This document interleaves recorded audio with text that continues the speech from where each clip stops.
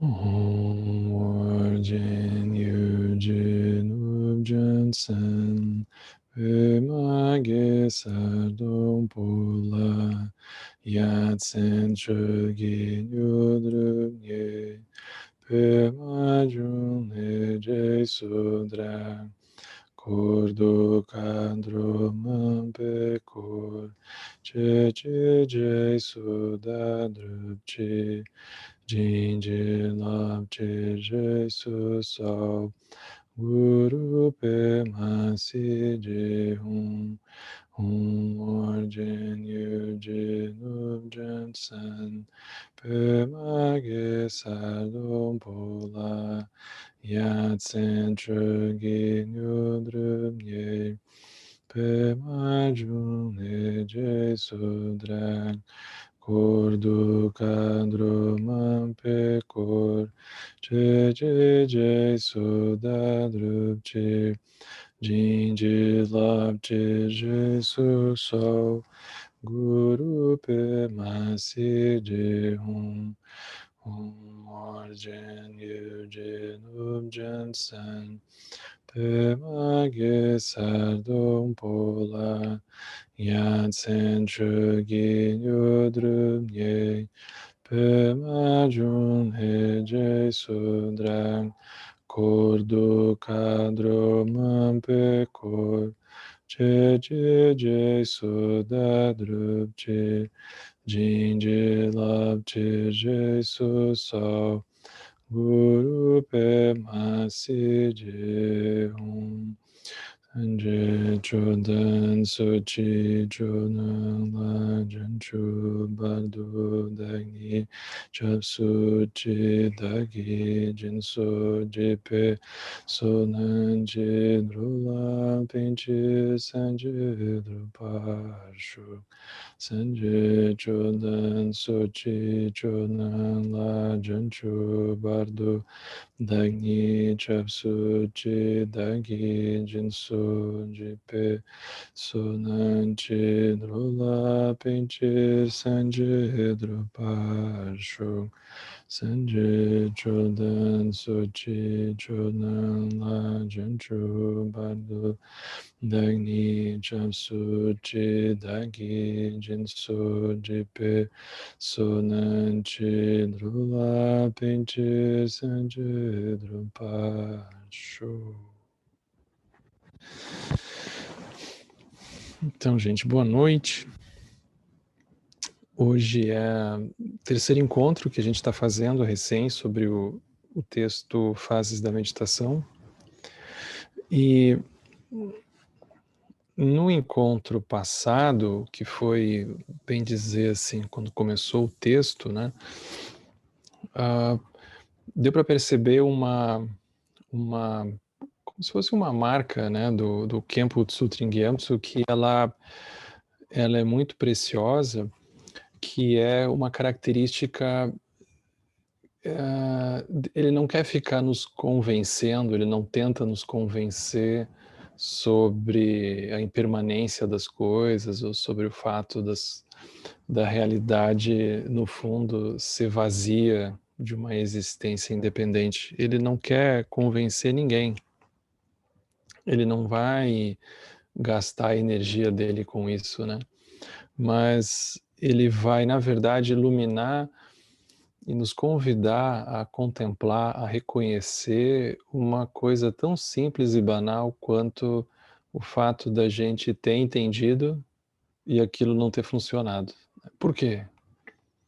Então, vocês vão perceber que no texto, né, especialmente no que a gente leu até agora, desse primeiro capítulo, ele vai colocar luz, ele vai colocar ênfase nesse mecanismo de defesa que a gente tem de uma maneira completamente instintiva, que a gente nem se dá conta direito, que é que a gente pode perceber de uma dimensão emocional nossa que reage de uma maneira independente, uma maneira autônoma, a gente poderia dizer da gente mesmo, né? Do que a gente gostaria. Então, ainda que a gente entenda que as coisas sejam permanentes, quando a gente muda, tem um desconforto. Então, ao invés dele colocar luz no, vamos dizer assim, da gente refletir sobre a permanência das coisas, ele vai dizer, olha para esse desconforto, de onde é que ele vem, né? Por que a gente se identifica com esse desconforto? Então ele vai usar essas expressões, né? Ele vai usar resistência emocional. A gente tem uma resistência emocional em conseguir se perceber dentro das coisas, né? É como se fosse frustrante, aquilo também é irritante, né? Como ele disse, às vezes pode ficar um papo tão subjetivo que a gente não tem nem paciência, a gente não quer nem olhar. Então é como se ele... Isso é um ponto muito importante, porque ele vai a todo momento tirando o foco da gente escapar para alguma coisa teórica e nos convida a olhar, a contemplar na gente mesmo, né? Então a gente começou a olhar esse trecho na semana passada, né? A partir de hoje, né, o trecho que a gente vai ver hoje, que é, para quem tem o livro, é na página 29, o Kempo vai, é como se ele fosse nos ensinar, ele vai dar umas dicas de como que a gente pode fazer essa prática que ele vai chamar de contemplação. Como é que a gente pode fazer, por exemplo? Seriam perguntas que a gente faz? Como que é? Então aqui é como se ele nos pegasse pela mão e fosse então percorrendo esse trajeto para ver se a gente consegue e ver o que ele está nos convidando a ver, né? Então, por exemplo, ele tem que começar por algum lugar, né? Então ele vai dizer assim: instintivamente nós nos identificamos com o nosso corpo e com a nossa mente. Então não é alguma coisa que a gente não precisa refletir sobre isso, né? Isso já está lá. A gente tem mecanismos de defesa com relação ao nosso corpo, com relação à nossa mente, que a gente não chega a parar para pensar sobre eles, a gente só reage. Agora ele vai falar, nós temos um forte apego emocional a eles, ao corpo e à mente. Mesmo que a nossa maneira de ver o eu e meu seja muito vaga, seja muito confusa. Por exemplo, quando nós estamos doentes, às vezes dizemos, estou doente. E no mesmo fôlego acrescentamos, porque eu estou com dor de cabeça. Eu estou doente porque eu tenho dor de cabeça. Então a gente dá uma causa, né, para a doença. Aí o tempo começa a complicar a situação, né? Então, o que queremos dizer com isso? Que o eu é uma coisa e a cabeça é outra? Ou queremos dizer que a cabeça é o eu?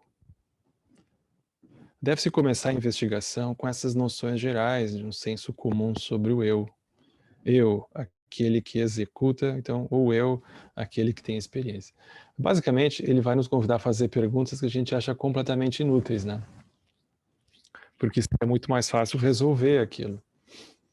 Mas são é justamente a capacidade da gente parar diante de alguma coisa que está acontecendo e se perguntar, mas da onde está vindo isso? O que é isso que está pegando que eu não estou vendo? É isso que vai fazer a gente conseguir atravessar ou pelo menos começar a atravessar essa bolha do samsara. Se tá dando tudo, se a gente está com uma sensação que as coisas estão dando todas assim certas, a gente não vai parar para fazer essas perguntas. Mas se aquilo por alguma razão parece que está dando errado, que está incomodando, a chance da gente parar e se fazer essas perguntas é muito maior. Então, nesse sentido, o samsara tem essa vantagem sobre nós, né? Então, quem é que está tendo essa experiência? Então, é fazer a pergunta, né? Como que é fazer a pergunta e repousar numa condição que a gente não necessariamente tenha uma resposta objetiva, mas ainda assim a gente faz, né? Então, isso é um método de investigação. Aqui ele está nos convidando a investigar isso na nossa experiência, né? Então, eu acho muito interessante, por exemplo, ele é um mestre que teve uma formação, uma educação tibetana, ele veio ao exílio já adulto, e esse ensinamento é dos anos 70, né? E naquela época, ou seja, com um contato relativamente recente dele com o Ocidente, ele já sacou que a gente tem, que o Ocidente tinha naquela época já, uma abordagem completamente materialista da vida, da realidade e assim por diante. Então, ele já, naquela época, ele já estava refletindo sobre isso. Isso aqui é muito importante a gente refletir, porque não é alguma coisa que diga respeito apenas a quem vai se interessar por neurociência e botar uns eletrodos na cabeça. Aqui tem coisas muito mais interessantes também. Então ele vai utilizar de um exemplo, né? Como a gente pode fazer para investigar essa sensação de um eu associada ao corpo, associada à mente. Então ele usa um exemplo muito bom aqui. Pode-se investigar, por exemplo, a remoção ou transplante de seus membros e órgãos de alguém, né? Uma pessoa. Então, por exemplo, se alguém recebeu o coração de outro homem, isso realmente afetaria o eu? Naturalmente. Nós pensamos que eu, quem vivencia, assim, alguém do lado de dentro, né, ou executa, agora recebeu um coração novo. Nós não achamos que se esteja enxertando um novo coração no eu em si. Até onde podemos ir com esse processo? Com relação a membros e órgãos, parece bastante claro que o eu é uma entidade separada. Mas e o cérebro? Suponha que alguém tem o cérebro de outro homem implantado no crânio. É só um tibetano para pensar uma coisa dessas, né? Mas quanto isso afetaria o eu? Alguém pode se perguntar se o eu, o agente que vivencia, poderia de fato usar o cérebro de outro homem e ainda assim ser a mesma pessoa? Ou se é possível encontrar algumas ações governadas pelo eu que se tem agora e outras ações governadas pelo eu da pessoa de quem o cérebro foi retirado? É claro que não sabemos qual seria o resultado de um transplante como esse, já que nunca foi possível efetivá-lo, mas instintivamente notamos que é importante saber se o eu seria afetado ou não. Então esse argumento ele é interessante, porque o que constitui a gente, né? Então, aqui ele usa um exemplo quase banal da gente pensar num transplante de órgãos, né? Se a gente vai adquirir um traço da personalidade da outra pessoa por, enfim, ter recebido um pedaço orgânico dela, né? Como se a constituição daquilo que a gente imagina que é a pessoa tivesse ligado a alguma coisa material. Mas a gente, quando olha de relance uns para os outros, a gente acredita que sim, né? Porque a gente olha para um pedaço de perna, de braço, de cabelo e diz, ah, esse é o fulano, tô vendo, tá aqui. A gente confunde as coisas, né? Ou seja, a gente não para olhar direito. Mas, ainda assim, a gente precisaria olhar também esse nível do desconforto que surge nesse processo de identificação. Então, por exemplo, aqui ele usou o exemplo do cérebro, né? Do cérebro, do coração e assim por diante. Mas é muito gozado a gente parar para pensar nesses exemplos banais, assim, por exemplo, né, um exemplo que eu uso muito que é a pessoa vai cortar a unha. Quando a unha está no dedo, é minha unha, sou eu. Mas tão pronto a gente passa a tesoura, ela cai assim, já dá já vira lixo, né? E vira um lixo meio nojento, porque se alguém se a unha está no nosso dedo, ninguém talvez vai achar que é anti-higiênico, dependendo da cor, né? E assim por diante. Mas se a gente vê a unha ali, a gente já manda chamar ali, ó. Deu, né? A gente não quer nem ver. Como pode, em fração de segundos, a reação emocional muda completamente? Cabelo também, né? A gente pode ter. Então eu acho muito gozado, né? Cabelo, cílio, né? Cai cílio, alguma coisa. O cílio ele tá no rosto, tá bem, mas ele caiu, aí já não sabe. Então, o que que muda, né? O que que acontece que ainda que a gente saiba, quando a gente olha, acontece alguma coisa. Então, o convite que ele está nos fazendo é começar a perceber essas nuances, né? É começar a perceber como que acontece, né?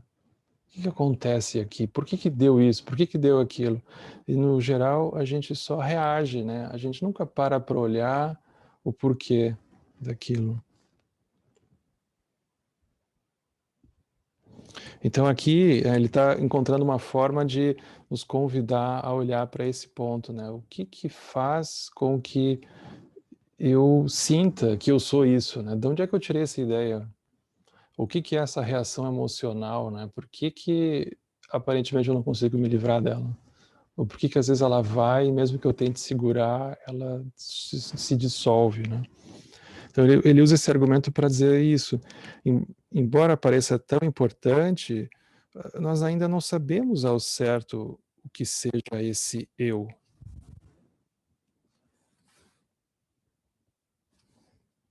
Nós gostaríamos de saber se ele não passa de uma pequena parte vital do cérebro. Isso é abordagem materialista, né?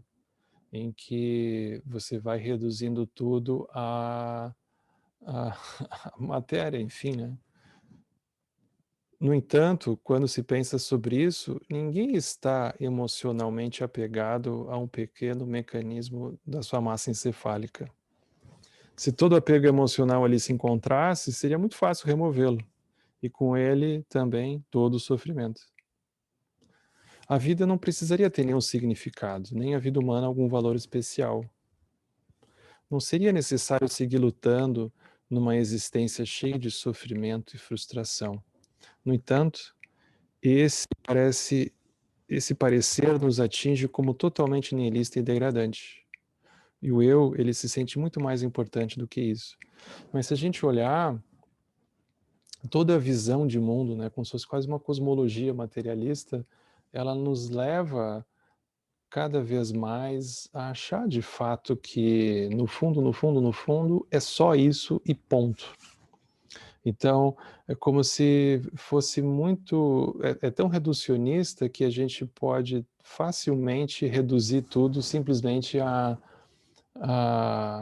parte, vamos dizer assim, orgânica, o que é muito desempoderador ao mesmo tempo, porque quando a gente lida apenas dessa forma, é como se dissesse: olha, não tem nada que você possa fazer, você pode tomar isso, tomar aquilo.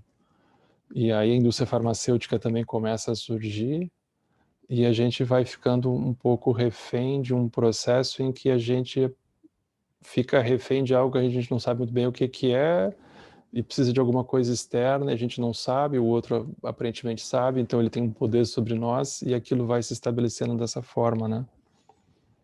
Não que não haja, de fato, esses desequilíbrios, mas tem uma diferença entre a gente reconhecer que isso existe e isso se tornar uma visão de mundo onde a gente simplesmente opera dessa forma, né? Então, isso aqui é um ponto que ele já estava se dando conta naquela época, né? Enquanto alguém que vivia nos anos 70 e já estava refletindo sobre essas coisas, né? Então, é muito reducionista, né? Porque a pessoa pensa, por que que eu vou seguir vivo? Por que que eu vou respirar? Por que que eu vou acordar?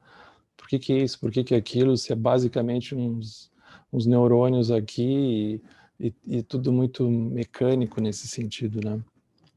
Mas ainda que a gente ouça sobre isso, tem um lado nosso que se sente importante, né? Acha que tem muito mais para acontecer. Aí ele vai falar sobre isso, ele vai dizer, olha, o eu no qual nós estamos emocionalmente apegados, ele parece recuar e observar a vida, avaliando a experiência e desejando evitar o sofrimento.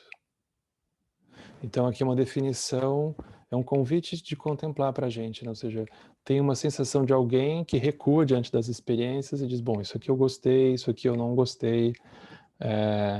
Tem alguém que dá palpite, né? Alguém que dá pitaco do lado de dentro sobre o que acontece do lado de fora. Então avalia, observa, deseja evitar o sofrimento. Nós não vivenciamos isso como nós faríamos com um objeto físico, ou com o cérebro. Então, isso é algo para a gente contemplar, né? Aqui ele segue falando um pouco sobre essa noção do cérebro, né? Que é muito interessante. Mas a gente vai pular para poder pegar, mastigar um pouco mais como que a gente pode olhar isso como uma parte da nossa contemplação, né? Então, ali na página 31, a gente só vai olhar para a página seguinte, no segundo parágrafo, mas é uma coisa muito importante, né? Ele vai dizer assim: o ponto central do budismo, no entanto, não é sobre teorias, é sobre a experiência. E, em especial, o budismo se preocupa com a experiência do sofrimento. O que o budismo descobriu é que a experiência do sofrimento, ela está sempre associada a um forte apego emocional, a uma vaga sensação de um eu. Então, de fato, se a gente está passando por uma coisa difícil, né, aquilo não está dando certo, está difícil mesmo. Esse é o momento da gente parar um pouco e se perguntar, né, mas o que é isso que está doendo? Onde é que está isso? Quem é esse que está reclamando? Onde é que ele está? Não como uma forma da gente criticar ou tentar extirpar aquilo simplesmente, mas da gente se fazer essa pergunta.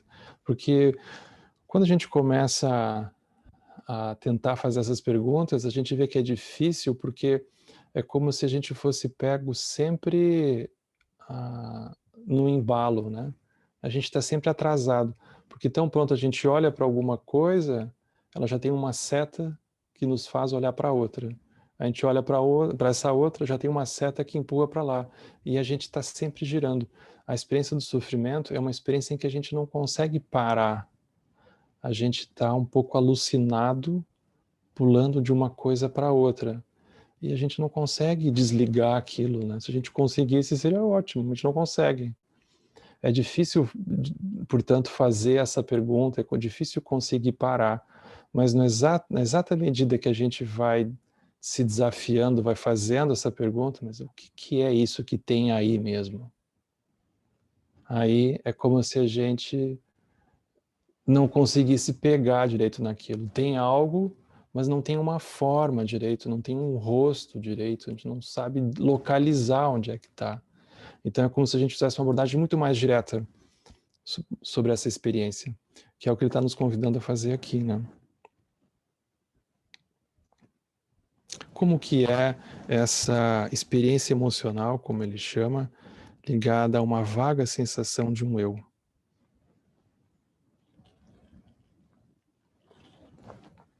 Então ele traz uma abordagem muito prática. Ele vai dizer, o budismo, então, ele volta toda a sua atenção para essa forte resposta emocional associada a essa percepção de um eu. E pergunta como esse eu é realmente experienciado. Onde ele é vivenciado? Onde esse eu é vivenciado? É óbvio que, no sentido relativo, existe de fato uma causalidade que produz sofrimento. A gente não está negando isso, né? A gente não está tomando sobre si mesmo toda a responsabilidade, vamos dizer assim, sobre a experiência da pessoa, né? A gente sabe que as coisas têm uma causalidade que produz sofrimento, a gente não está negando isso. Mas é como se a gente pudesse fazer alguma coisa do nosso lado. E aqui é o que ele está nos convidando a fazer, né? O que que, o que que tem meu aqui dentro, né? O que que é isso que eu não estou vendo e que eu estou girando aqui dentro, né? Como que eu localizo isso? Onde é que isso está? O que que é esse eu que está sofrendo, né? Então, essa pergunta a gente vai precisar se fazer.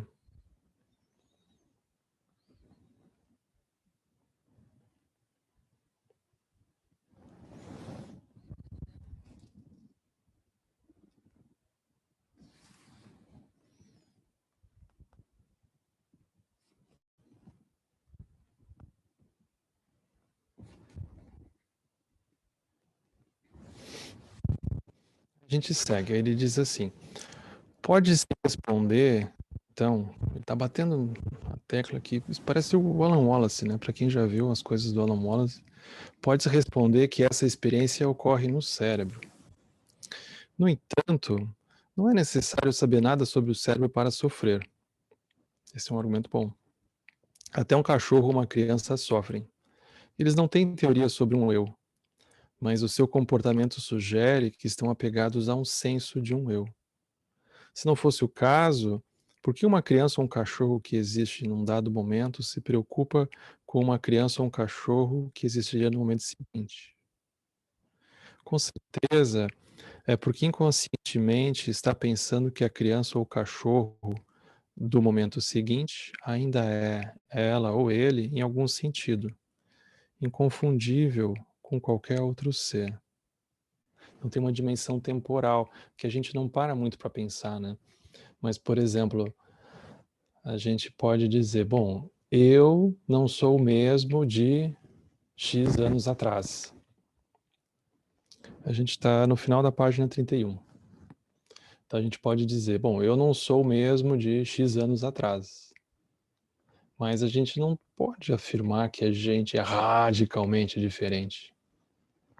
Mas o que foi que deixou, que a gente deixou, e o que é isso que agora permanece? Então a gente tem uma sensação de tempo, porque a gente se vê no passado e a gente sempre projeta alguma coisa para um futuro que a gente nunca sabe se vai chegar, se vai realmente ser isso que a gente está imaginando, mas a gente sempre tenta antecipar alguma coisa, né? Como é que faz, então? O que é isso que a gente pensa que deixou e que agora a gente pensa que não tem, mas tem outras coisas, e a gente sempre tem planos para o futuro de coisas que a gente quer superar. Pensa, isso aqui eu não quero mais, isso aqui eu quero me livrar, nem que eu tenha que fazer um retiro, mas isso aqui eu quero superar. O que é isso que a gente quer tentar soltar para a gente ser um outro eu? Como é que é isso, né? Que eu é esse? Então a gente fica confabulando essas coisas, né? A gente faz projetos, a gente tem ideias. Mas como é que é isso, né? Tá muito engraçado, né? Isso é quase como namorar, porque aí a pessoa pensa, bom, agora é uma outra coisa. Aí sempre é uma outra coisa, sempre é a mesma coisa. É sempre misturado, né? O que é isso que é diferente do que é isso que é igual, né? Como é que é isso? Então a gente tem um sentido de temporalidade, tem um sentido de alguma coisa que vai junto, tem um sentido de alguma coisa que ficou, tem um sentido de alguma coisa nova, tem alguma coisa que a gente quer que aconteça, né? Então tem um tempo dentro disso. Tem também, né, no finalzinho aqui da página 31, ele diz assim: quando vê uma ameaça à vida ou ao conforto, recua. A gente também faz isso. Inconscientemente, esse eu acha que poderia escapar dessa ameaça e continuar a sua existência numa situação mais agradável. Isso mostra que ela ou ele tem a sensação de ter uma existência independente.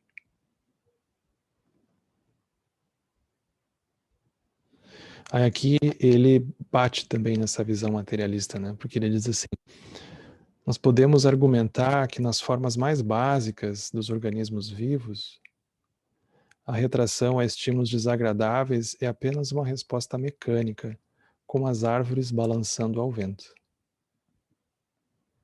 Talvez seja verdade para formas primitivas de vida, mas isso não tem nenhuma relação no caso do sofrimento.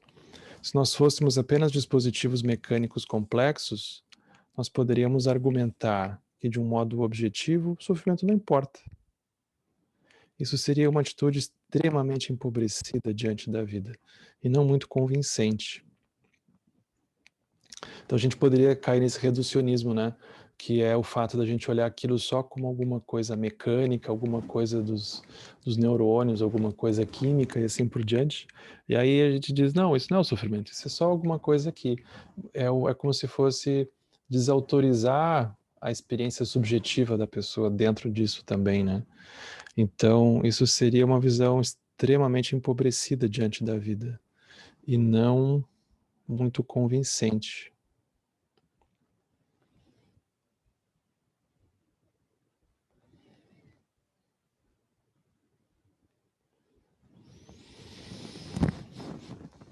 Então aqui ele está dizendo assim, nessa abordagem é muito importante a gente se dar conta que da mesma forma que o sofrimento importa, porque a gente experiencia o sofrimento, a felicidade também importa, porque a gente experiencia a felicidade.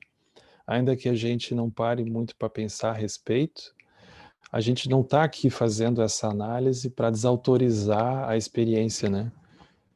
Ele está dizendo, a experiência ela existe, a experiência importa. É como que a gente, como é que a gente olha para ela, né?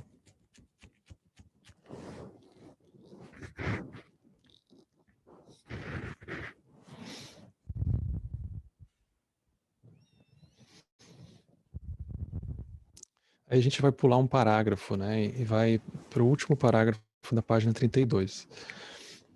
Ele diz assim: não se pode evitar a questão do que entendemos por mente. Nós somos extremamente vagos e imprecisos na nossa maneira habitual e do senso comum ao falar sobre ela. Vocês vejam, ele não está aqui tentando definir o que é a mente, ele fica escapando disso.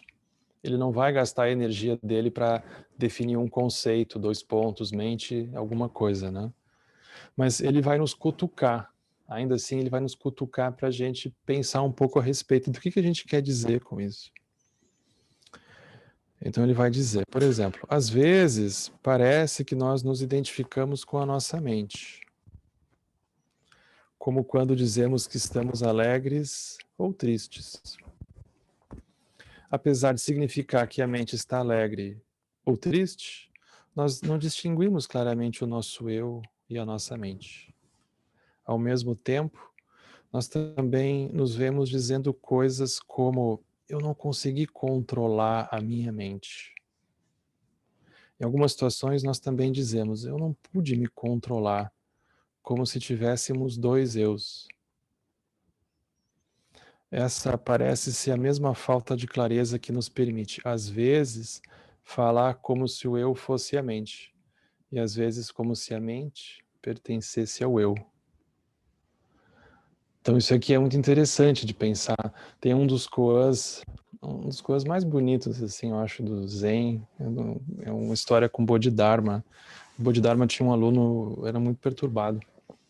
O Bodhidharma estava em retiro, e aí esse aluno chegou para o Bodhidharma e disse: olha, não funciona, minha mente é muito perturbada, assim, não dá, não dá. Aí o Bodhidharma olhou para ele e disse: então me dá tua mente, entrega ela. Aí ele parou. Ele não sabia o que fazer, porque ele se deu conta que ele tinha um movimento, mas era só um movimento, não tinha algo mais do que isso. Aí ele parou naquele momento, aí ele recebeu a transmissão, né? Esse é o Koan. Porque ele parou, ele não estava olhando, era como se ele tivesse dentro de algo que estava em movimento, mas ele estava só seguindo o movimento, ele não conseguia parar, né? Não conseguia parar. Aí o Bodhidharma faz uma pergunta super simples: então me dá aqui atualmente. Aí quando ele para tentar pegar, ele não consegue pegar. Então não nega a experiência, não nega o que está sentindo, o que está acontecendo, mas onde é que está isso? Né? Essa é a pergunta, né? Mas a gente não para, né? Então a gente diz: eu não consegui controlar a minha mente. Então é interessante observar, né? Quando que a gente está completamente misturado com a experiência e quando que a gente consegue dar um passo atrás e dizer: olha só o que a mente está pensando. Então tem um descolamento. Então, às vezes funciona, às vezes não funciona. Mas é interessante olhar, né? Então a gente está encerrando aqui já essa parte da método de investigação. Então, nessa altura, nós podemos nos sentir tentados a começar a especular sobre a natureza da mente e a natureza do eu. Podemos até mesmo filosofar a esse respeito, refletindo sobre afirmações como eu penso, logo existo. Ele teve tempo até de ler o Descartes, né? As meditações do Descartes. No entanto, como eu existo é apenas um pensamento, A única coisa da qual realmente temos certeza é da experiência do pensamento. Portanto, o único meio seguro de descobrir o que essa experiência é, com certeza, é vivenciá-la da maneira mais precisa e imparcial possível. Assim, a abordagem Shravaka é investigar a experiência, permanecendo simplesmente o mais atento possível durante todos os momentos. Então, isso aqui é o Shravaka, que é muito legal, porque, por exemplo, se a gente anda um pouco desavisado, a gente pode ouvir Caminho do Ouvinte, Shravaka, e pensar, não, eu não quero isso. Mas vocês vejam como é necessário isso. Vocês vejam, quem é que não vai precisar investigar a experiência? Todo mundo precisa. Esse é o Shravaka. Permanecer atento durante os momentos. Totalmente necessário, né? Então, se der certo, sim, esse primeiro capítulo, todo mundo sai um bom praticante Shravaka. Porque é isso que a gente precisa fazer. Investigar a experiência. Isso que os Shravakas fazem, né? Eles investigam a experiência.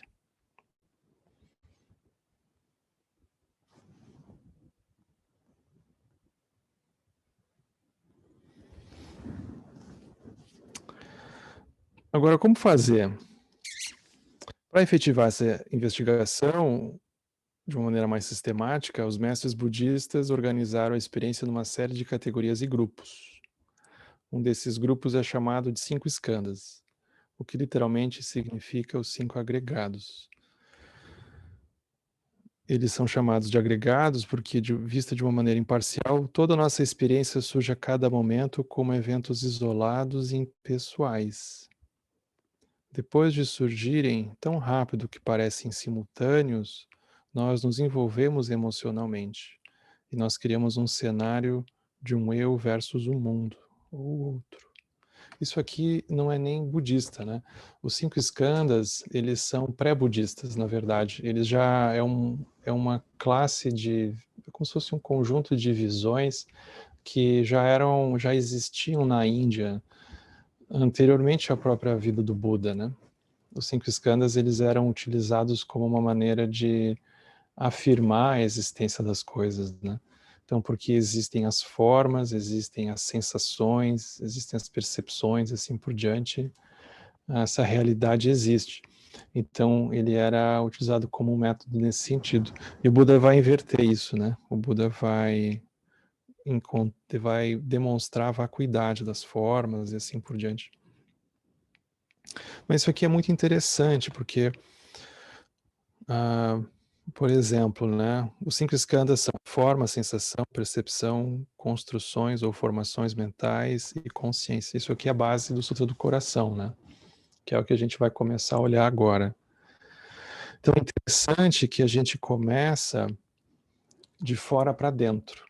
A gente começa olhando para algo aparentemente externo, como uma forma, para, ao olhar para a forma, a gente ter um pretexto para olhar para dentro. Então, o primeiro skandha, ele aparentemente diz respeito a alguma coisa externa, que é uma forma que a gente pode escolher, ele vai falar um pouco sobre isso, mas a partir disso, a gente só vai começar, então, a detectar coisas que acontecem dentro. Então, o processo, ele é muito interessante, ele começa de um grosseiro para o mais sutil, né?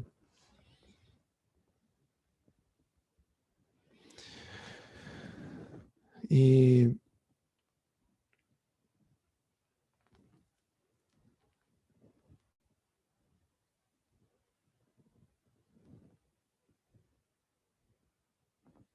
por exemplo, se a gente tomar essa noção que ele fala, né, que a gente tem uma resposta emocional diante das coisas, né, que o sofrimento ele está ligado a um eu que a gente não sabe muito bem como funciona. Então a gente começa a olhar assim, a gente pega uma experiência de sofrimento e pensa que forma ela tem. Geralmente a gente começa com a forma de alguém, né? Então a gente pega alguém para Cristo, como se diz, e diz, bom, tá ali a forma do sofrimento. Está corporificado ali. Então tem um corpo, tem uma forma. A gente funciona assim, a gente diz que as coisas têm uma forma. As desagradáveis e as agradáveis, elas têm uma forma, tá ali.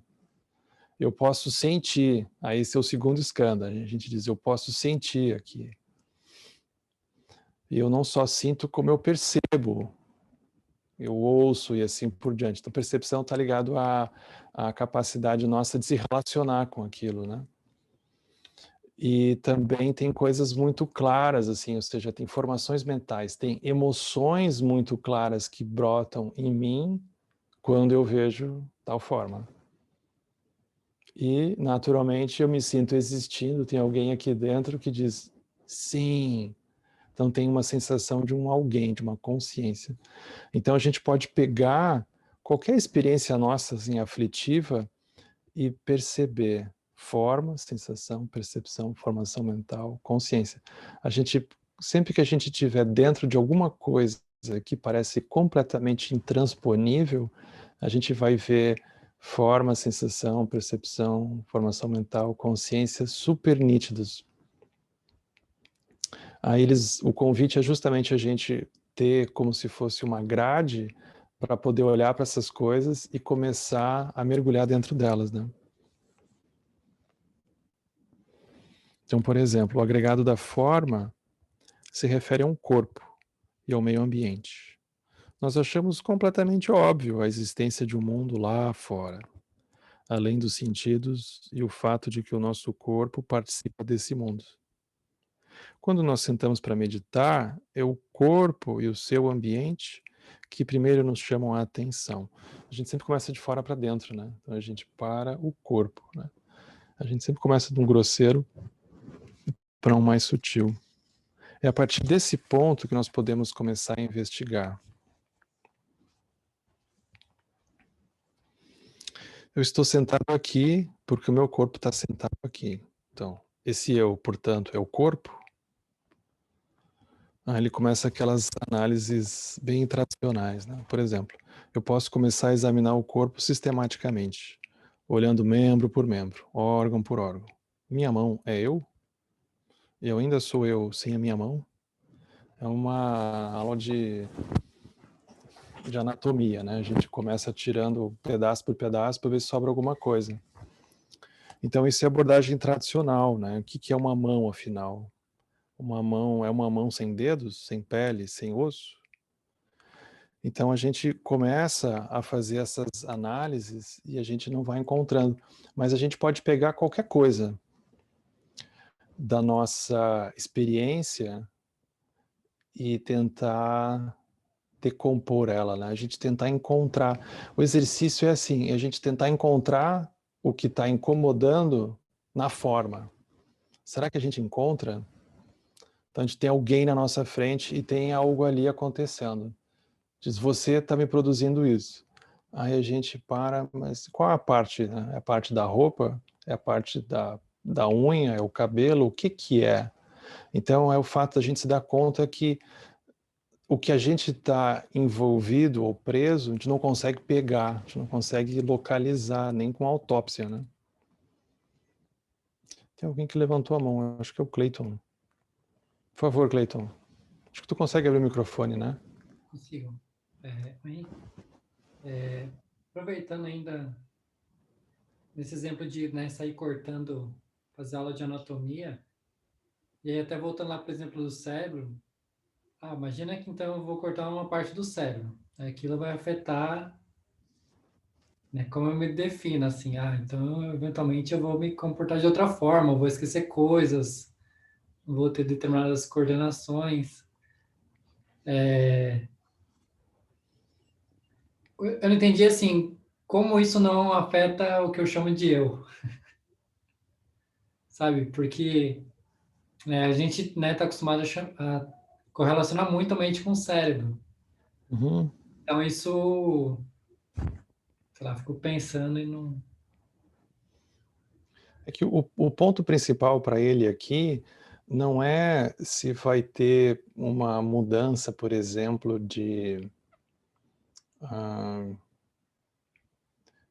vamos dizer assim, de temperamento, vamos dizer, né? A pessoa fez um transplante de coração, a pessoa era nervosa, e agora a pessoa fez um transplante, a pessoa ficou um pouco mais calma, né? Então as pessoas dizem, vão lá visitar, dizem, olha, acho que a pessoa melhorou depois desse transplante, né? Tem uma análise que vem para bem.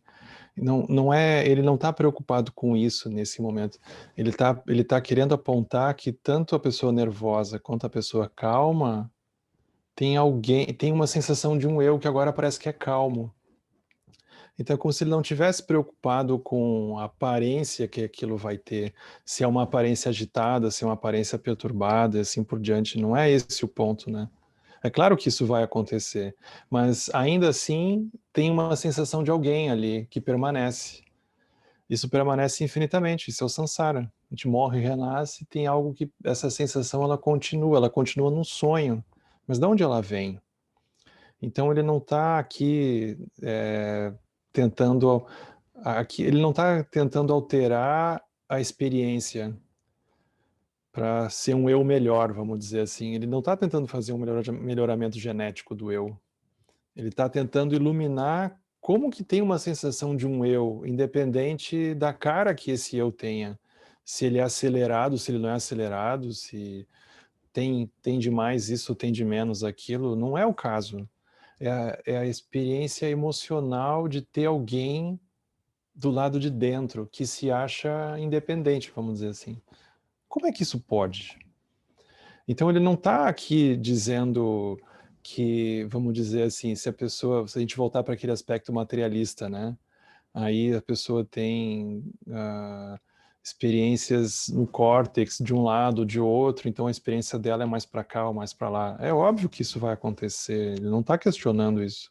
O que ele está nos convidando a olhar é como que, independente da experiência que a pessoa tenha, ela segue achando que ela é alguém separado de alguma outra coisa. Da onde vem isso? Ela segue querendo se proteger de alguma coisa, ela segue querendo ir numa outra direção para cá e para lá, independente da rota que ela escolha. Como iluminar esse ponto, né? Então, ele não está negando o aspecto relativo, é óbvio que ele existe e que ele importa e ele produz alterações e assim por diante. Isso não está em questão. Ou ele está querendo nos convidar a olhar e de onde vem essa sensação de um eu? De onde é que ela vem? Independente da cara que ela tenha, né? Mas de onde ela vem? Por que eu acredito que eu sou isso? Eu acredito que então eu sou calmo, ou que eu sou agitado, ou que eu isso, ou que eu aquilo, né? Da onde eu tirei isso? Por que eu sinto assim, né? Então ele escapa também de fazer uma análise muito cabeção, né? Ele foge de uma análise cabeção para nos convidar a olhar por que eu reajo emocionalmente assim e assado, né? Então o convite é para ir um pouco mais nessa direção, né? João Gabriel, se tu não te importa, eu pensei em seguir um pouco mais com o texto e aí depois a gente conversa um pouquinho, pode ser? Tá, depois a gente volta aqui.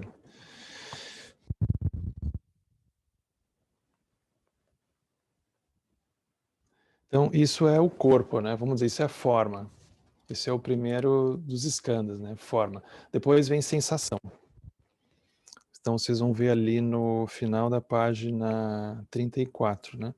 Ele diz assim: nesse contexto, o agregado da sensação se refere especificamente a prazer, desagrado e indiferença, que seria Vedana, né? Então, gostar, não gostar e indiferença. Por exemplo, quando nós sentamos em meditação, nós podemos gostar e querer ficar, ou não gostar e querer sair. A única outra alternativa é não se importar de uma maneira ou de outra. A pessoa não acha nada, né? Onde quer que estejamos em tudo que fazemos, nós estamos sempre vivenciando uma ou outra dessas três sensações. Elas não são eu. No entanto, porque nenhuma delas é duradoura, elas acontecem alternadamente. Às vezes há felicidade, às vezes tristeza, assim por diante. Isso aqui é uma contemplação importante, né? Porque a gente não é muito criativo nesse nível, nesse ponto. A gente geralmente tem uma resposta binária, ou a gente gosta ou a gente não gosta. A gente não tem uma terceira via que seja, né? Porque a indiferença, ela nem parece que é uma opção para a gente naquele momento. mas a gente não necessariamente tem alguma outra ideia para colocar no lugar, né? Então, se a gente vai para cá, é interessante isso, né? A pessoa vai ouvir ensinamentos budistas. E aí, você gostou ou não gostou? A gente não tem uma outra pergunta para fazer para a pessoa, né? É um pouco frustrante.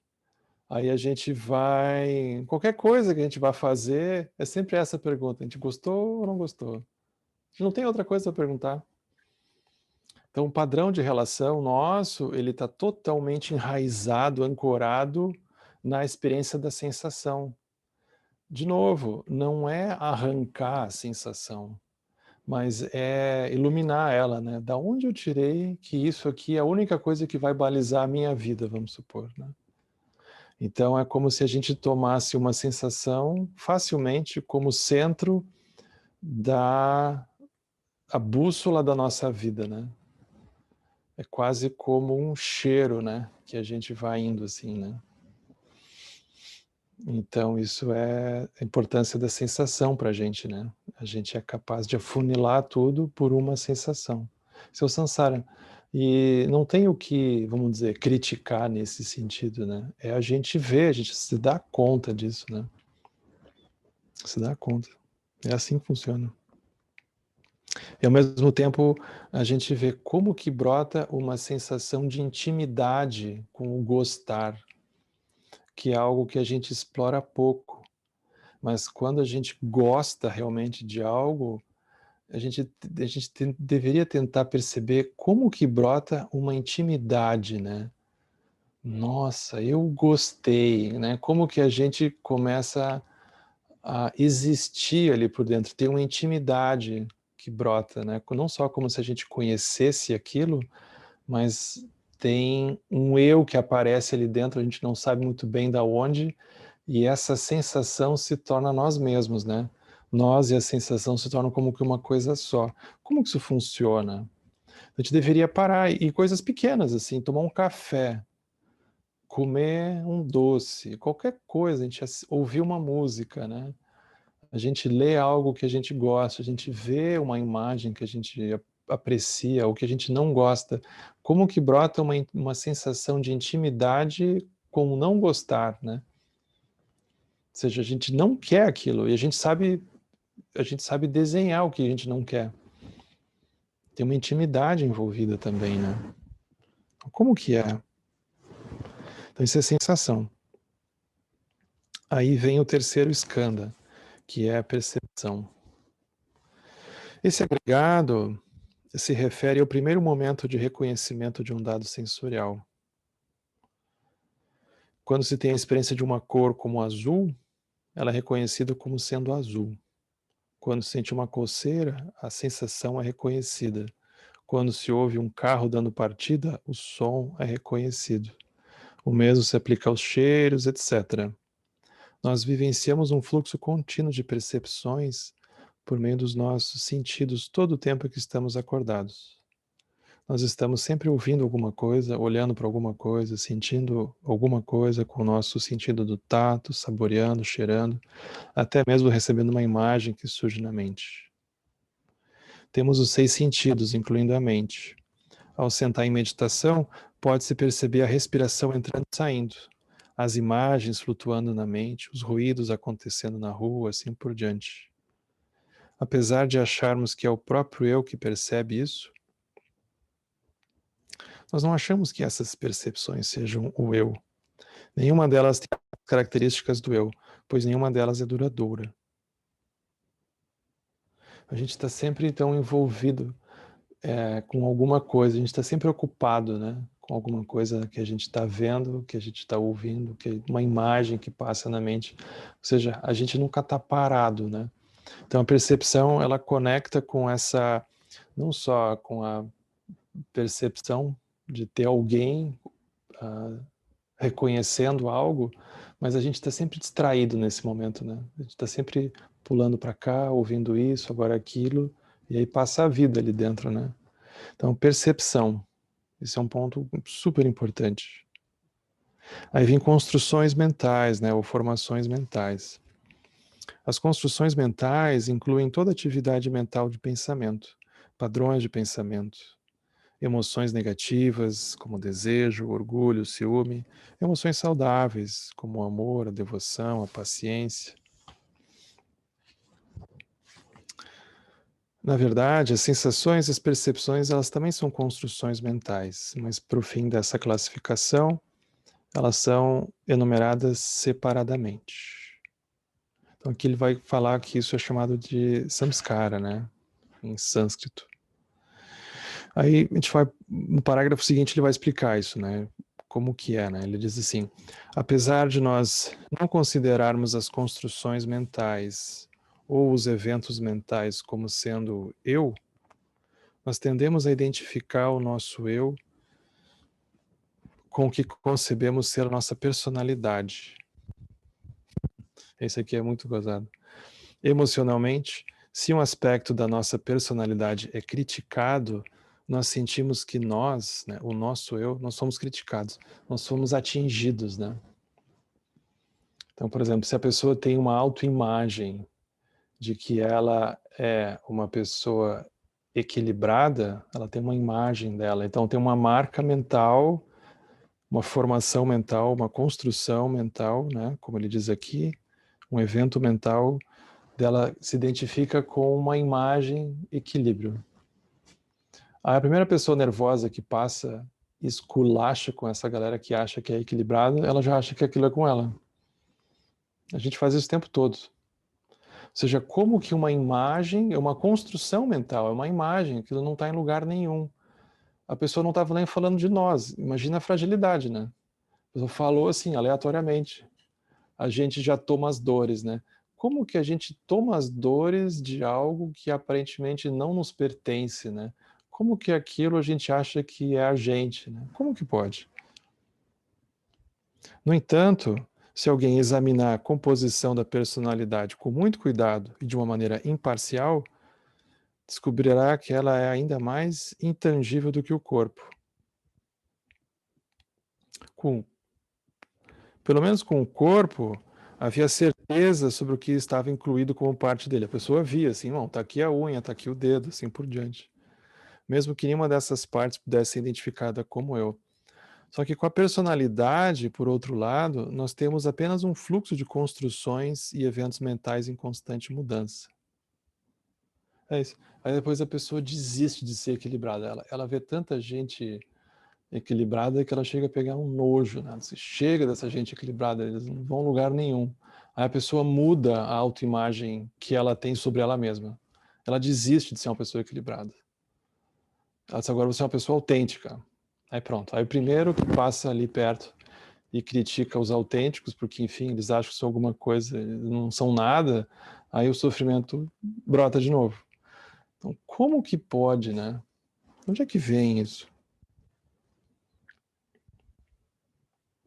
Então, a gente tem que olhar para isso, né? A pessoa já escolher certas características mais ou menos constantes desse fluxo como as características de uma personalidade específica. A pessoa diz, bom, eu sempre fui assim. Te diz, né? Desde que eu me conheço por gente, eu sou assim. Aí a gente diz, não, desde pequenininho, a gente tem fatores biológicos, não, a minha mãe, né, o meu pai, meus irmãos, né, lá na cidade que eu nasci, na minha família, né, isso deve estar no sangue.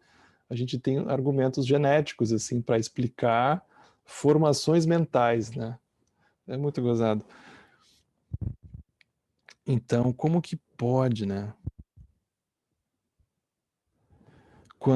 Então a pessoa tende a escolher certas características mais ou menos constantes desse fluxo como as características de uma personalidade específica. E quando elas se manifestam, sente-se que a pessoa está sendo ela mesma. A gente se sente mais a gente, né? Quando a gente não imagina que deveria ficar assim, zen e não reagir às coisas do jeito que a gente acha que deveria reagir.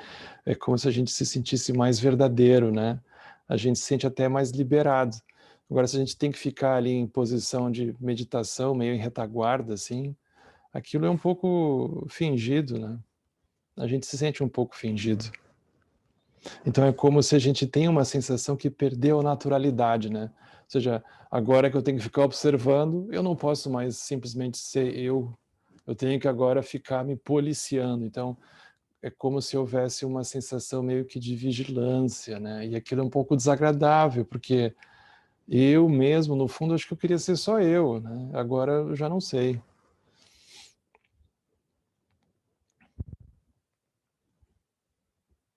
Se a pessoa começa a se manifestar de novo, de maneira mais ou menos constante, com características totalmente diferentes das anteriores, nós dizemos que houve uma mudança de personalidade.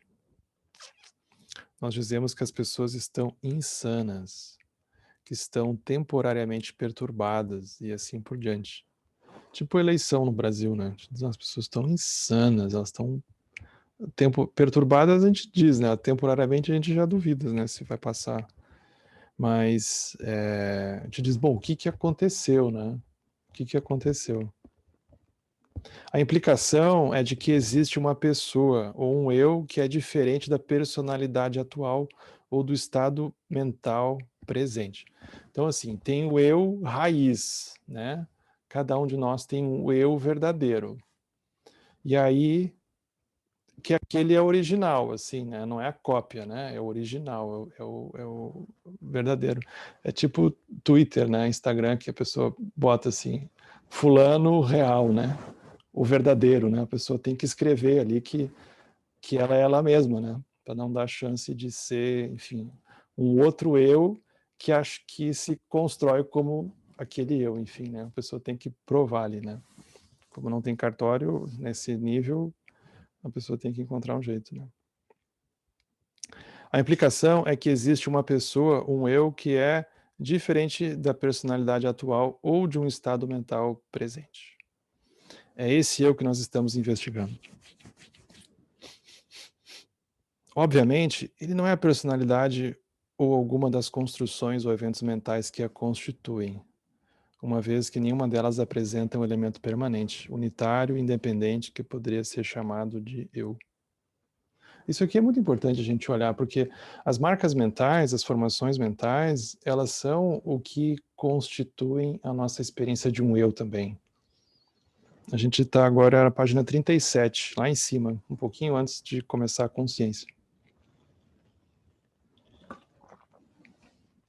A gente tem que contemplar a experiência de, por exemplo, estar com muita vontade de fazer alguma coisa e não fazer. E ficar olhando para o desconforto. É tipo mexer no celular. Aí a pessoa diz, eu vou ver. Não, eu não vou ver. Aí a pessoa fica ali, a pessoa respira. Não, eu fiz um voto, agora é só meio-dia, eu vou olhar. Não vou olhar. Aí a pessoa fica ali se segurando. Não, não vou olhar. A pessoa vai, toma um copo d'água, respira, muda de ideia. Daqui a pouco a ideia volta e a pessoa sente que ela não está sendo ela, assim, verdadeiramente. Aí quando ela, enfim, olha, que bom que eu olhei, né? Agora eu sou eu. Depois vem uma culpa, né? Porque a pessoa, de novo, não conseguiu cumprir com o que ela mesma tinha se proposto. Então, como que o karma produz a sensação de um eu, né? E de uma familiaridade. A gente se sente em casa quando a gente navega por aquela emoção. É muito importante olhar para isso. Aquela imagem tradicional, né, da água que cai no solo e forma um sulco, para que quando a água cai de novo, a água naturalmente escorrega por ali, ela faz todo sentido nesse momento. Porque quanto tempo, quantas vidas a gente já não anda fazendo isso? É natural que a gente se sinta completamente familiarizado. E o processo aqui não é da gente negar isso, né? Mas é da gente, como ele diz, observa como que esse jogo se estabelece, se ganha ou perde, né? Essa sensação de familiaridade, de intimidade, esse desconforto emocional, essa irritação, como que é isso, né? Então a gente não está aqui para criticar esse processo no sentido de tentar dizer que é errado, não estamos aqui para fazer isso, a gente está aqui para entender como é que ele nos pega. Como é que a gente é pego por isso, né? E a gente é pego no contrapé, uma vez depois da outra. Quando a gente viu, O gatilho já foi, né? O gatilho já foi. Muito gozado isso. E aí vem o último skanda, que é o que a gente vai parar nele hoje, né? A gente vai ver consciência, né? O último.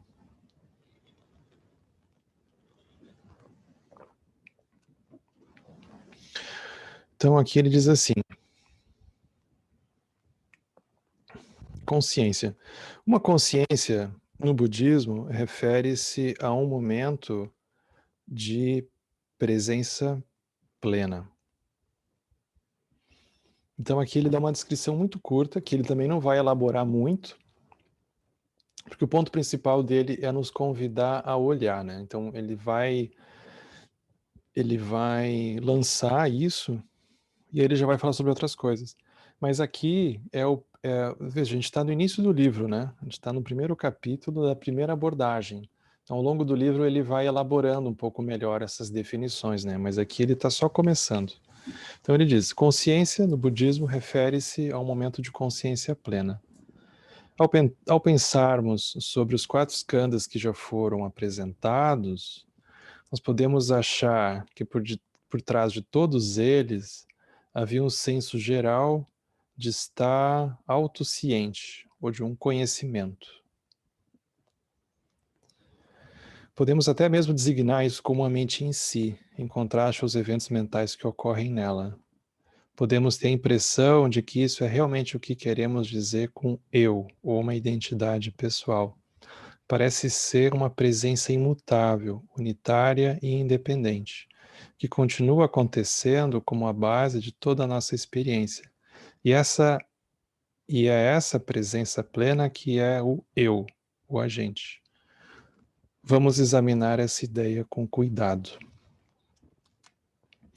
Então, consciência é a gente estar consciente, enfim, né? A gente está conseguindo reconhecer as coisas, né? Então, o Alan Wallace usava uma imagem muito didática, né? Ele dizia assim, como a pessoa que, por exemplo, está andando num dia de sol, ela consegue ver tudo. Aí você vê tudo com clareza, a pessoa diz, sim, eu vejo tudo com clareza, eu vejo tudo.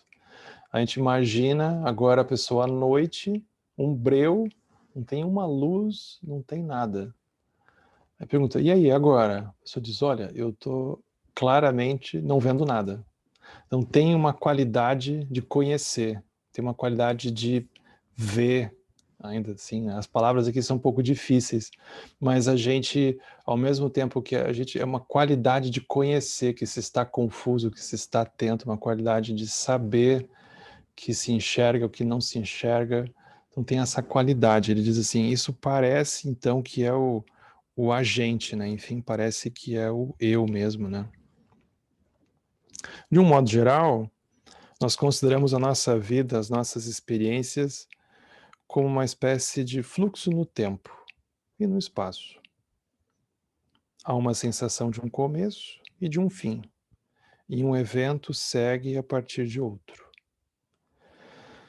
Mesmo que não se considere exatamente que um momento da experiência tenha bordas ao seu redor, ainda assim há uma sensação de acabar em algum lugar.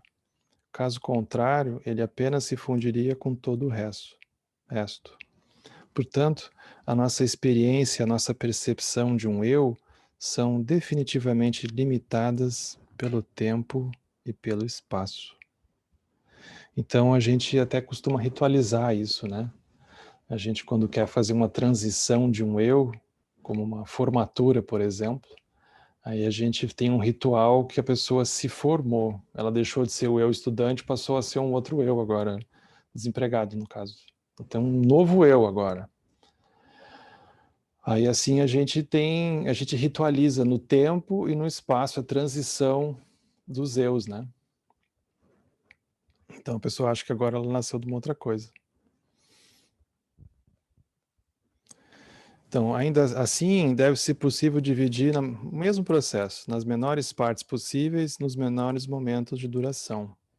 Na abordagem Shravaka, tenta-se ficar atento aos momentos da experiência o mais detalhadamente possível, de modo a ter certeza de que nada se perdeu na busca por um eu duradouro, unitário e permanente. O que se descobre é que todo momento de uma experiência tem dois aspectos. Se não tivesse esses dois aspectos, não seria jamais considerado um momento da experiência. Quais são eles? Deve haver algo para vivenciar e algo que vivencia. Em outras palavras, sempre há algo que sabe ou está ciente de algo mais. Então isso é uma experiência. É o fato de que tem alguém olhando para alguma coisa. Eis a dualidade, eis o modo como a consciência dual funciona, né? Uma qualidade de observar algo, nem que seja observar a si mesmo. Eu agora estou prestando atenção em tal coisa. Então, essa qualidade reflexiva é como se fosse a base da própria consciência desse sentido do samsara, né? Então aqui a gente vai, da mesma forma que com todos os outros métodos que ele apresentou até agora, a gente pode tentar localizar um momento dessa consciência, né? Onde essa consciência está. E a gente nunca consegue pegar. A gente não consegue fotografar essa consciência, a gente não consegue pegar ela e, e, e segurar, né? A gente não consegue. É simplesmente uma qualidade que está presente. Ainda assim, isso não é o eu.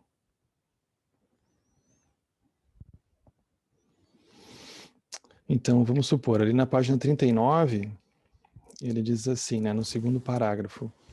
Então, ao final da nossa análise, nós chegamos à conclusão de que o eu é simplesmente um conceito vago e conveniente, que nós projetamos aqui e ali sobre um fluxo de experiências. Alguém pode querer sustentar que o eu é a continuidade do fluxo de eventos físicos e mentais, que constituem uma personalidade e que, como tal, não precisa ter as características de um ser duradouro, singular e independente. Isso é simplesmente uma redefinição do termo eu, mas não explica absolutamente nada. Não explica absolutamente o nosso comportamento emocional, desculpa. Então, a gente pode ter uma visão teórica sobre o eu, mas isso não explica o nosso comportamento emocional necessariamente. O budismo, ele não está dizendo às pessoas que elas deveriam acreditar ou não que elas possuem um eu. O budismo está dizendo que quando alguém olha para o modo como sofre e como pensa e responde emocionalmente à vida, é como se acreditasse na existência de um eu associado aos skandhas, que seria permanente, singular e independente. Mas numa análise mais aprofundada, esse eu não pode ser isolado ou encontrado. Em outras palavras, os skandhas são vazios de um eu. Esse tema aqui, ele trouxe de um jeito assim, quase despercebido, né? Mas eu acho esse tema aqui muito importante, especialmente como a gente está entrando nesse tema da vacuidade, né? Que é uma contemplação que vale para todos nós, né? Que é o fato de que quando a gente começa a investigar essas coisas e aparentemente a gente não encontra, é muito importante a gente lembrar que o budismo ele não está aqui para desautorizar as pessoas, né? Ele não está aqui para desautorizar a realidade do outro, ou seja, a maneira pela qual o outro está experienciando a realidade. O budismo ele nunca se propôs a isso, né? A desautorizar o que o outro está vendo. Isso não faz nenhum sentido.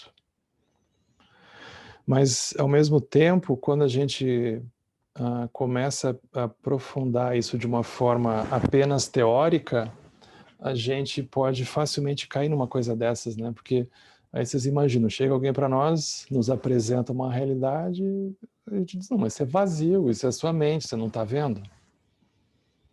Isso é a pior coisa que a gente pode dizer para outra pessoa, né? Porque isso é desautorizar o que o outro está vendo, né? É deslegitimar o que o outro está vendo, ou o que o outro está sentindo, o que o outro está vivenciando. O que ele está sentindo, vivenciando é completamente real. Não é absolutamente real, mas não é o caso de desautorizar o que o outro está vendo. Então, tem uma diferença entre desautorizar a realidade do outro e de ajudar o outro a perceber como que ele está dando realidade para isso que ele está vendo. Ou seja, como que ele está vendo o que ele está vendo. Tem uma diferença da gente ajudar o outro a perceber melhor como que ele está vendo o que ele está vendo, da gente desautorizar ele, deslegitimar o que ele está vendo, né? E isso, dentro do caminho do Bodhisattva, está ligado à união de sabedoria com meios hábeis, que não podem andar separados, né? Então, por exemplo, a gente não poderia nem dizer que é sabedoria, porque é uma visão teórica que a pessoa tem se ela só usa isso, né? Mas vamos dizer que, teoricamente, então, seria a sabedoria. Mas se não tem meios hábeis, é inútil. É completamente inútil, né? Porque é como se fosse só deslegitimar o que o outro está vendo. A gente piorou a situação, talvez, né? Como fazer isso? Isso é uma habilidade para a gente treinar.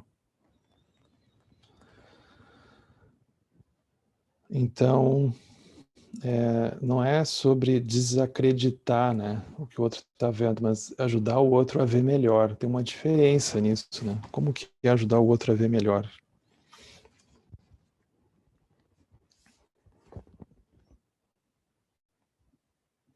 Então a gente vai agora para a página 40, que é onde a gente vai, então, parar aqui, né?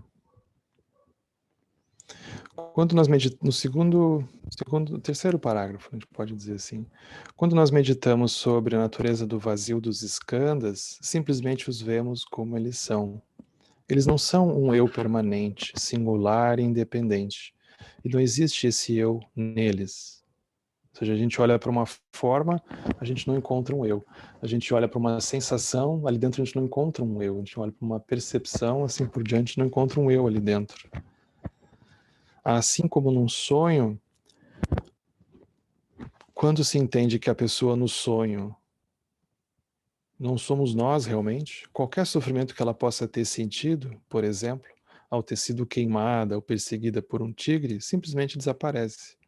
Da mesma forma, quando internamente prestamos atenção, focando na ausência de um eu nos skandhas, todo o sofrimento causado por interpretar os skandhas como eu desaparece. Então a mente pode repousar serenamente no espaço vazio, com perfeita confiança e certeza. Meditando dessa maneira, as dúvidas sutis desaparecem e a mente pode repousar espontaneamente na natureza do vazio. Essa abordagem Shravakana, super bonita, super profunda também. Então, isso é um resumo, né, de uma maneira de se relacionar com esse tema desde a perspectiva que ele chama de Shravakana. Então, tem bastante coisa, né? Bastante coisa nesse curto trecho. Então, a gente tem um tempo ainda. Eu acho que o João Gabriel tinha levantado a mão antes. Tá aí ainda, João? Eu estou aqui. Não, mas se bem que acho que eu nem lembro mais muito bem o que eu ia falar e a ideia era essa. Mas eu vou aproveitar para fazer uma outra pergunta, que eu estou vendo que está sendo gravado, né, que normalmente, né, até por um mês eu tenho uma aula, né, assim, às 8h40 no meio dessa e eu teria que sair mais cedo. Hoje eu até me empolguei e fiquei aqui. Isso vai ser disponibilizado em algum lugar para assistir depois? Vai. Eu vou pensar de um jeito. Eu acho que eu vou bolar um formulário e aí eu vou deixar disponível aqui no chat, né? Aí para o próximo eu faço isso daí. Aí eu coloco aqui um link de um formulário e vocês me mandam um e-mail daí, aí eu mando para vocês as gravações. Muito obrigado.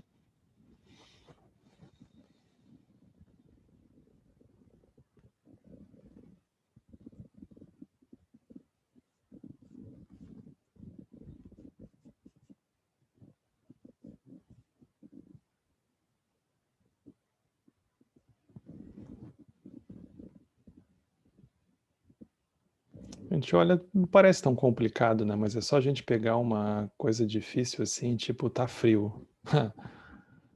Aí você já vê a quantidade de roupa que eu tô, né? Aí pensa, aonde está o frio? Né? Quem é que está com o frio? E vê se funciona. A gente começa, né? A gente vê que o buraco é bem embaixo. Quem é que está tremendo de frio, né? Onde é que está o frio? A gente não localiza o frio, mas o frio está ali, né? E assim a gente vai, né? Cada pequena coisa que a gente olha tem, né? E a gente está com sono. Sono é difícil, né? Aí quem é que tá com sono? Daqui a pouco a pessoa desiste, capota, né? Ficando com raiva ainda, desiste. Então a gente tem karmas escondidos dentro do corpo que são muito interessantes da gente olhar à luz, né, dos 5 skandhas, por exemplo. Porque se a gente fica pegando coisas assim muito abstratas, muito distantes da experiência comum, aquilo fica muito teórico, né? Mas a gente tem que pegar a gente tem que olhar essas pequenas coisas, né?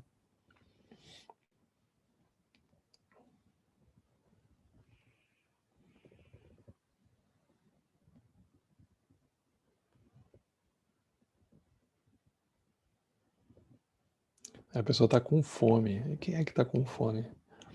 É a barriga que está roncando? É a boca que está salivando? Onde é que está a fome? Aí a gente fica ali se perguntando, o tempo vai passando, né? Mas e a fome passa porque a gente fez a pergunta ou a fome não passa? Então, se a gente olha de um sentido muito grosseiro, a gente pode ter a sensação que a gente vai sublimar, né, a experiência, porque a gente fez a pergunta, como se fosse passar uma borracha, né? Então eu começo a me perguntar, aí, como ele diz, a raiva desaparece, mas ela volta. Por que ela volta? Aí a gente pensa, bom, e o cansaço, será que passou? O cansaço volta. Aí cada uma dessas coisas que a gente olha, é interessante fazer esse exercício, né? A gente tem um flash, daqui a pouco, pum, a gente é atropelado. O eu retorna, né? Tá, você já fez a sua prática hoje, agora vamos lá, vamos resolver, né? Já fez a boa ação de hoje. Então tem um eu que desiste, né? Que eu é esse que desiste, né? Como que é? Então é olhar esses pequenos, esses ganchos, né? Que a gente tem.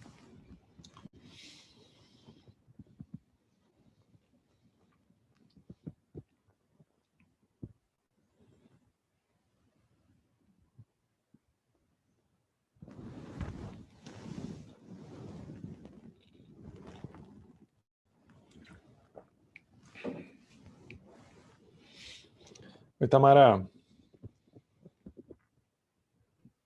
Oi, Henrique, boa noite. Oi, gente.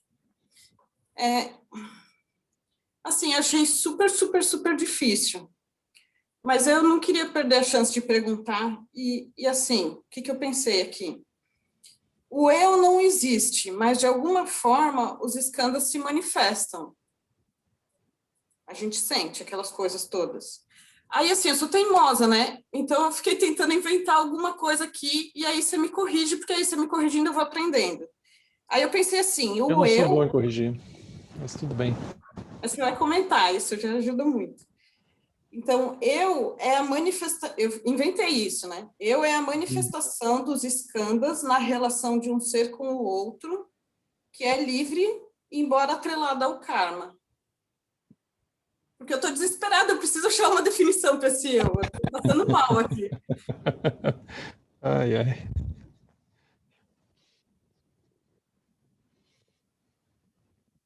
É para mim dizer sim ou não? Eu não sei, eu preciso fazer qualquer comentário que ajude a dar uma... sei lá. É porque o exercício é justamente fugir de uma resposta, assim, conceitual, né? É tudo o que ele não quer que a gente faça. Ele quer justamente que a gente fique com essa dor de cabeça de e agora? É isso que nós temos que fazer, né? É como ficar com esse desconforto, como ficar com um paradoxo que as coisas não se resolvem. Elas não se resolvem. As coisas não têm uma delimitação. Tem um momento ali muito... Assim, ele fala aquilo muito rápido, né? Ele diz assim, as coisas, elas não têm um fim, necessariamente. A gente diz, isso aqui eu encerrei agora. Encerrou nada, porque é um conjunto de originações dependentes que estão acontecendo, as coisas elas não chegam realmente a terminar e a começar, né? Então a gente não consegue delimitar as coisas com a clareza que a gente gostaria, elas não são objetivas do jeito que a gente imagina, né? E aí aquilo é um pouco aflitivo, porque a gente queria ter controle, mas é justamente essa ausência de chão que ele está nos convidando a contemplar. É uma ausência de chão. Não tem um chão. Acho que eu sei o que eu queria. Eu queria que você falasse que essa definição não tem nada a ver, que está tudo errado, e aí eu tirava ela da minha cabeça, entendeu? Enquanto você não falar isso, eu vou achar que ela está certa. Eu acho que é Você isso. não vai resolver, porque se eu disser isso, tu vai arrumar outra. Não sei, né? Mas não é a Tamara que faz isso, é todo mundo.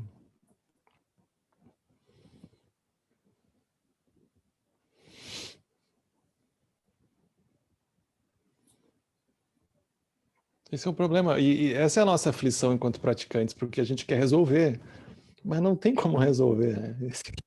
Essa que é a dor de barriga, né? Não tem como resolver. Como ficar com isso, né? Como dormir com isso? É isso que é interessante. Porque se tivesse como resolver, seria fácil, aparentemente, mas as coisas não se resolvem.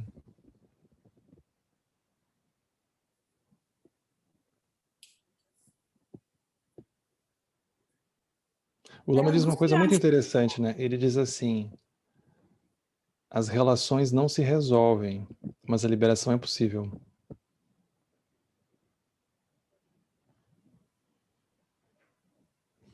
É angustiante, assim, a orientação dele é a gente ficar procurando até desistir, porque aí o não encontrar vai te fazer relaxar. Não é isso? Teoricamente é isso, é.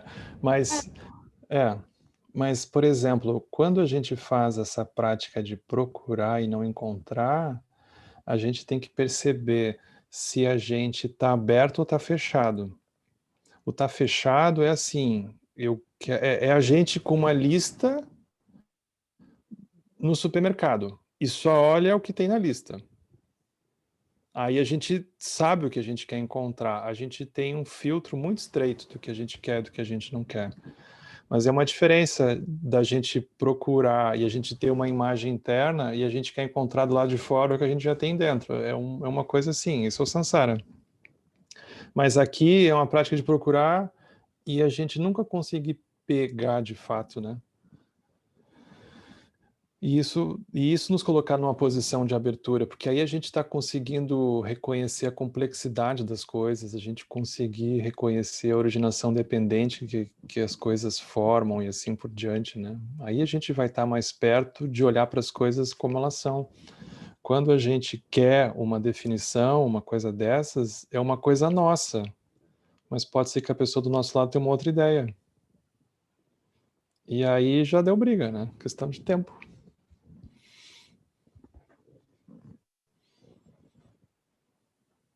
Cada um quer ter uma coisa para segurar, não tem como dar certo, né? Isso é o samsara. Como é que vai dar certo isso?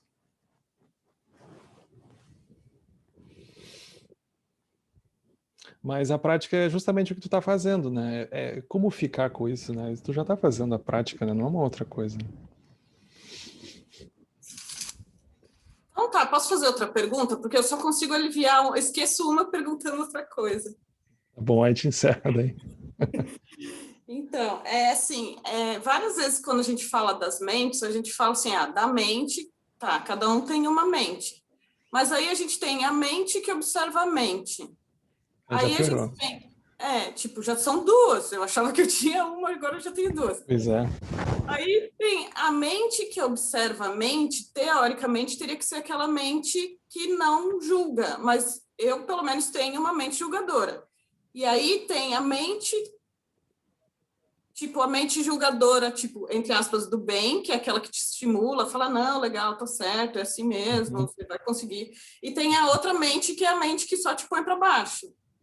Aí eu não sei, tipo assim, porque tudo tá na minha cabeça e eu não sei o que, que é o quê. Enfim, não Com qual que tu sei. conversa mais, né? É tudo a mesma coisa, ou tipo, cada uma é uma coisa diferente.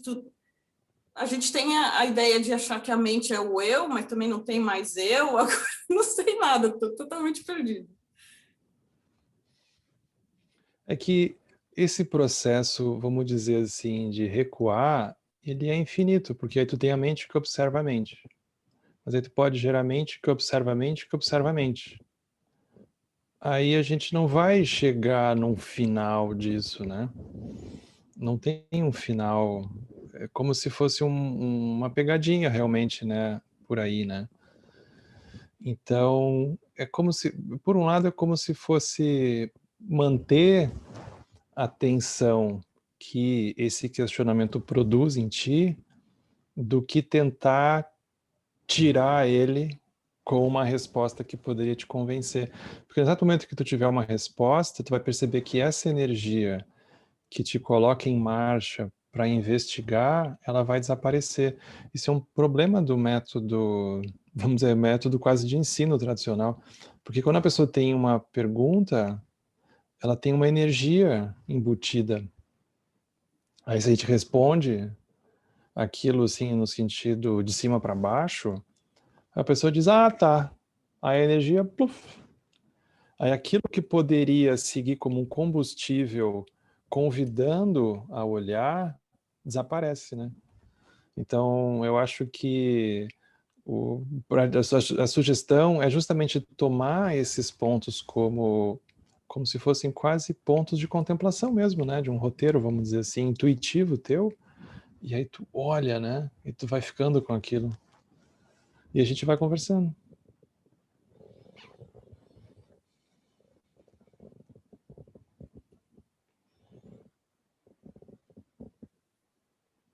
Então tá. Então tá bom. Obrigada. Vou tentar relaxar com a dúvida. A gente vai fazer a dedicação. Que os méritos deste encontro se expandam e toquem a todos. Que o Mestre Universal da Paz e da Compaixão, Sua Santidade Dalai Lama, juntamente com todos os mestres de todas as tradições que veiculam essa mensagem, tenham longa vida. Que todos estejam a salvo de gerar pensamentos negativos, o obstáculo mais destrutivo. Que esses pensamentos nunca surjam em nossa mente. E que todos os seres também estejam livres de pensamentos negativos. Quem Lop Cho Sun Ring Lo Che Zan Lin Sa Sun Cha Pa Pel Dro Ju Cho Sun Nam Adang Hidrau Do Sun Ge Ne Sho